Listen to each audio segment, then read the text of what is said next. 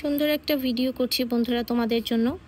এই যে আমার একটা ড্রাগন গাছ, তোমরা প্রায় আমার ভিডিওতে দেখে থাকো। এটা হচ্ছে এখন ড্রাগনের সিজন, তাই ড্রাগন গাছেও ফুল আসতেছে। তো এই ফুলগুলো আসতেছে, ড্রাগন ধরবে, ফুল থেকে ফল হবে, ড্রাগন ধরবে। আর এই ড্রাগন গাছের ড্রাগন কিন্তু অনেক মজার। এই গাছে আমি কিছুদিন আগে ভিটামিন দিয়েছিলাম। গাছেরও কিন্তু মানুষের মতো যত্নের প্রয়োজন, তার খাবারের প্রয়োজন, সেই গাছে ভিটামিন, জিঙ্ক সব কিছুই প্রয়োজন। তো মাটির গাছে অবশ্যই এগুলো লাগে না, কিন্তু টবের গাছে অনেক যত্ন করতে হয়, তাহলেই কিন্তু তোমরা ফুল ফল পাবে। ঠিক আছে, তো যত্ন করলে সব কিছুই সম্ভব। আসলে আমরা কিছুদিন আগেও চিন্তা করতে পারি নাই যে ছাদ বাগানে আমরা এগুলা লাগাবো এবং খাবো।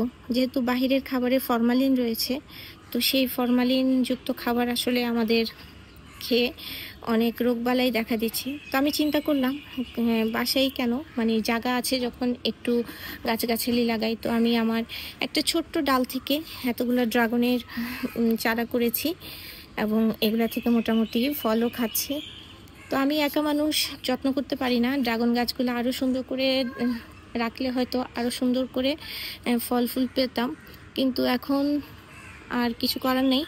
মোটামুটি সুন্দর করে যেভাবে আছে আলহামদুলিল্লাহ। তারপর এদিকে দেখাচ্ছি আমার ডালিম গাছেও ফুল আসছে। সেদিনও ফুল ছিল অনেক, কিন্তু ফুলগুলো ঝরে গেল।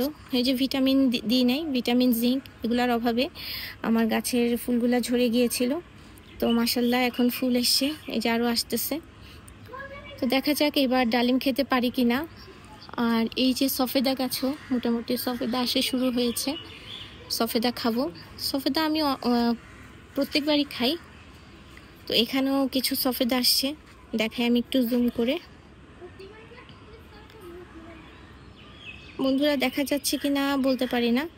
এই যে গাছের এই যে প্রত্যেকটা ডালে ডালে কিন্তু সফেদা আছে, দেখা যাচ্ছে কি না বলতে পারি না, তাও দেখালাম। তারপর এই যে গাছের অর্গানিক মরিচ, আমি তো প্রায় সময় ভিডিও করি। এই যে কিছুদিন আগেই, মানে কিছুদিন বলতে কি দু একদিন আগে ভিটামিন দিয়েছিলাম গাছে। তো ভিটামিন দেওয়ার ফলে মোটামুটি আমার গাছগুলা সতেজ হয়ে গিয়েছে।